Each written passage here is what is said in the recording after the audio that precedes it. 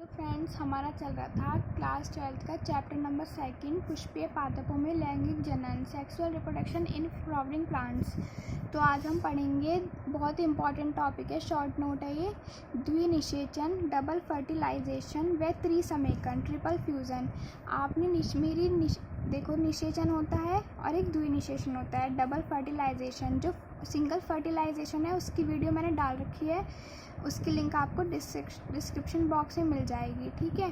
तो पहले हम पढ़ेंगे द्विनिषेचन, डबल फर्टिलाइजेशन। इसका एक चित्र है, ठीक है, मैं आपको चित्र से समझा रही हूँ। एम्ब्रियो सैक में स्वतंत्र होने के बाद पहला नर युग्मक, और अगर आप ये वीडियो पहले देख रहे हो मतलब, तो इससे पहले आपको स्ट्रक्चर ऑफ ओव्यूल की वीडियो देख लेनी है, इसी चैप्टर की है वो। उसकी लिंक भी आपको डिस्क्रिप्शन बॉक्स में मिल जाएगी, क्योंकि ओव्यूल में मैंने सारी सेल्स की डिटेल भी बताई है, जिससे आपको ये थ्योरी अच्छे से समझ आ जाएगी, ठीक है।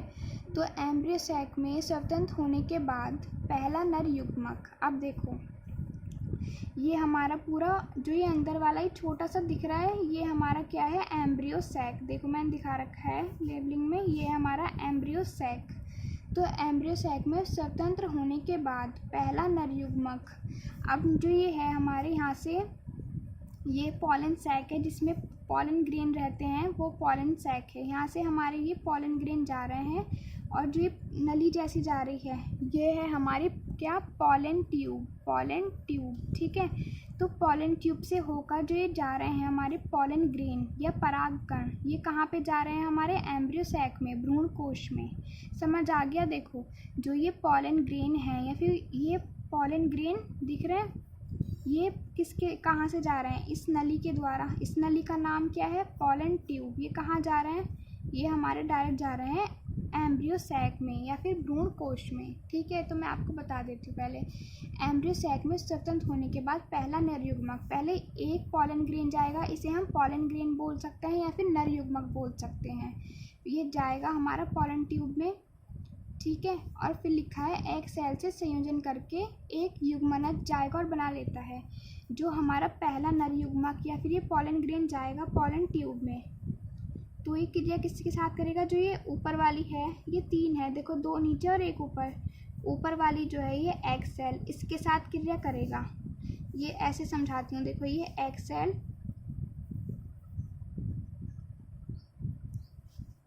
ये एग सेल हो गई, प्लस हमारा क्या हो गया, पहला नर युग्मक। इन दोनों ने मिलके क्या बनाया, युग्मनज, जिसे बोलते हैं हम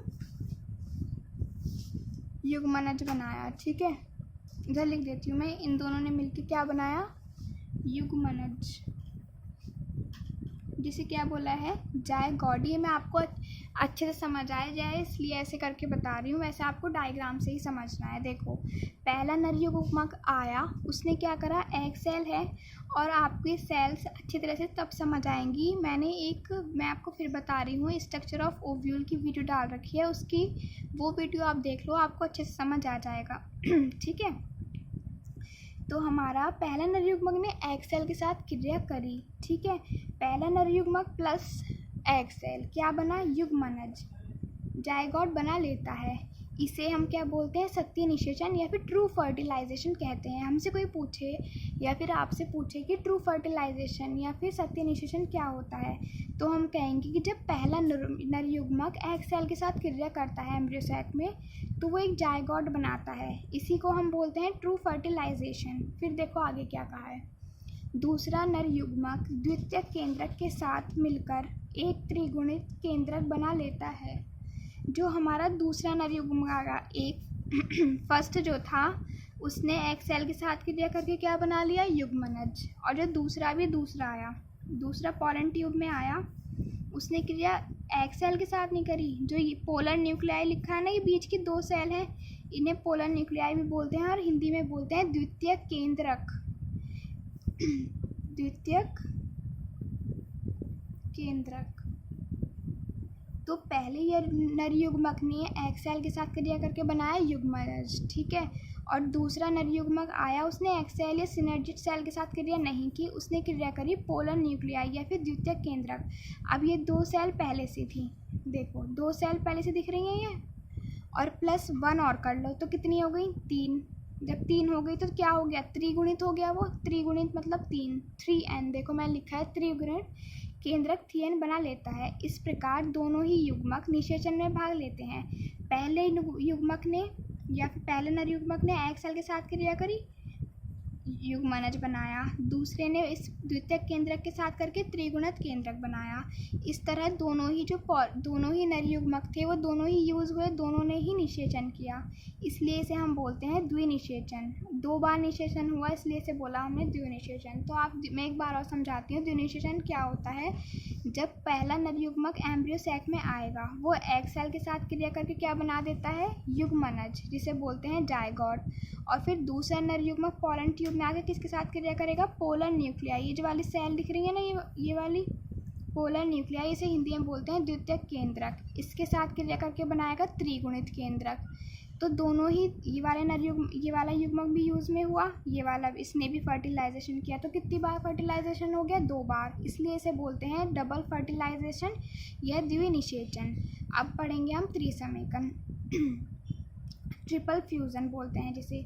दूसरा नरयुग्मक द्वितीयक केंद्रक के साथ मिलकर त्रिगुणित केंद्रक बना देता है। ये मैंने आपको डबल फर्टिलाइजेशन में भी समझाया कि जो दूसरा नरयुग्मक था इसने दो ये थे द्वितीयक केंद्रक प्लस ये आ गया, ठीक है। देखो ये था हमारा द्वितीयक केंद्रक था,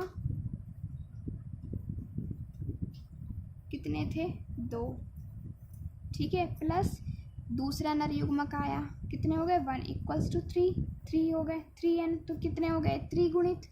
तो इस जो ट्रिपल फ्यूज़न की थ्योरी है उसमें भी यही है जो हमने डबल फर्टिलाइजेशन में पढ़ा कि जो दूसरा नरयुग्मक है वो किसके साथ मिलकर, पोलर न्यूक्लियाई या फिर द्वितीयक केंद्रक के साथ मिलकर त्रिगुणित संरचना बनाता है। और जो ये त्रिगुणित संरचना बनी है इसका नाम क्या है, प्राथमिक भ्रूण कोश केंद्रक। प्राथमिक भ्रूण कोश केंद्रक कहते हैं, इस क्रिया को त्रिसमेकन कहते हैं। त्रिसमेकन से बना प्राथमिक भ्रूण केंद्रक जो हमारा ये बना है त्रिगुणित केंद्रक 3n, ये क्या करेगा, कुछ समय बाद किस में चेंज हो जाएगा, भ्रूण कोश में।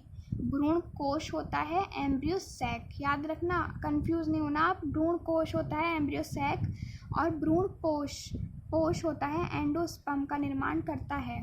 एक बार मैं समझा देती हूँ आपको कि ट्रिपल फ्यूज़न डबल फर्टिलाइजेशन क्या होता है। देखो पहला नरयुग्मक एग सेल के साथ क्रिया करेगा, क्या बनाएगा, जायगोट। और जब दूसरा नरयुग्मक आएगा तो वो द्वितीयक केंद्रक, द्वितीयक से पता चल रहा है कि 2 केंद्रक हैं, 2 केंद्रक के साथ दूसरा नरयुग्मक जुड़ा, कितने हो गए, 3, तो हमारा हो गया त्रिगुणित केंद्रक हो गया।